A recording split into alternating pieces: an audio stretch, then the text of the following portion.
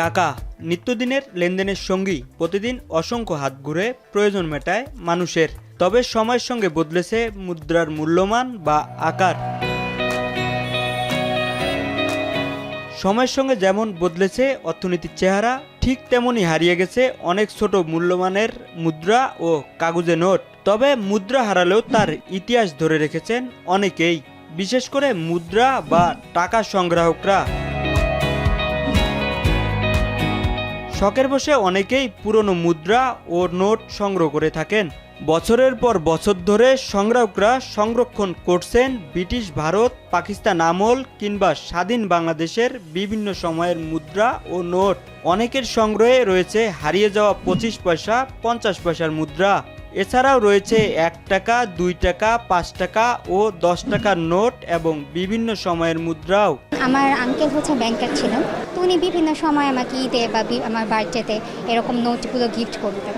তো সেখান থেকে আসলে আগ্রহটা তৈরি হয়। আমার বাবা বিভিন্ন জায়গায় গেলে আমাকে টাকা এনে দিত, বাংলাদেশের বিভিন্ন টাকা। তো ওইগুলো থেকে আস্তে আস্তে কালেকশনটা একটু একটু করে বাড়তে থাকলো। মেনলি এই জগতে ঢুকছি, আমার বাসায় কিছু পুরনো নোট ছিল, তো ওইগুলা দেখেই আমার এই জগতে আসা হয়েছে। সংগ্রাহকদের কাছে সবচেয়ে আকর্ষণীয় অংশগুলোর একটি ব্রিটিশ আমলের মুদ্রা। এসব মুদ্রায় খোদাই করা রয়েছে তৎকালীন সম্রাট কিংবা সম্রাটগির প্রতিকৃতি। ব্রিটিশ শাসনের অবসানের পর পাকিস্তান শাসনামলে বদলে যায় মুদ্রার নকশা, ভাষা এবং পরিচয়। পরবর্তীতে 1971 সালে বাংলাদেশ রাষ্ট্রের আত্মপ্রকাশের সঙ্গে সঙ্গে নতুন রূপ পায় দেশের মুদ্রা ব্যবস্থা। টাকার গায়ে স্থান পায় দেশের জাতীয় প্রতীক, সংস্কৃতি এবং স্বাধীনতার ঐতিহাসিক স্মারক। একসময় 25 পয়সা কিংবা 1 টাকায় কেনা যেত প্রয়োজনীয় অনেক কিছু, কিন্তু মূল্যস্ফীতি ও সময়ের পরিবর্তনে হারিয়ে গেছে সেই দিনগুলো।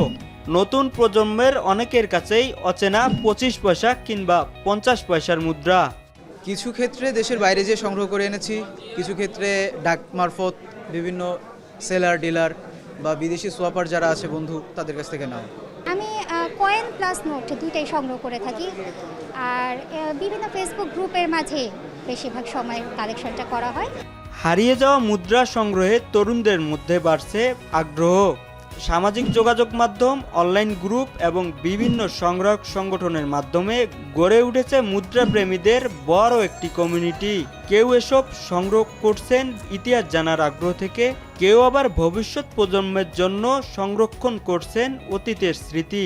আমরা এগুলো কালেকশনের মাঝে আমি বিভিন্ন দেশ সম্পর্কে কিন্তু জানতে পারছি।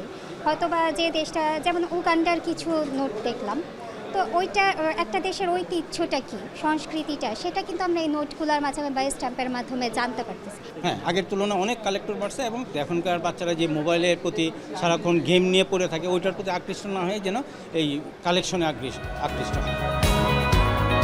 শতবর্ষী ব্রিটিশ মুদ্রা, পাকিস্তান আমলের মুদ্রা কিংবা হারিয়ে যাওয়া পুরনো কাগজের নোটের মধ্যেই লুকিয়ে আছে সময়, সমাজ আর একটি জাতির ইতিহাসের গল্প। অর্থমূল্যে গুরুত্ব হারালেও ইতিহাসে এসব মুদ্রা যেন অমূল্য, আর সেই অমূল্য দলিল ভবিষ্যৎ প্রজন্মের জন্য যত্নে সংরক্ষণ করে চলেছেন একদল মানুষ। শরীফুল ইসলাম, এখন।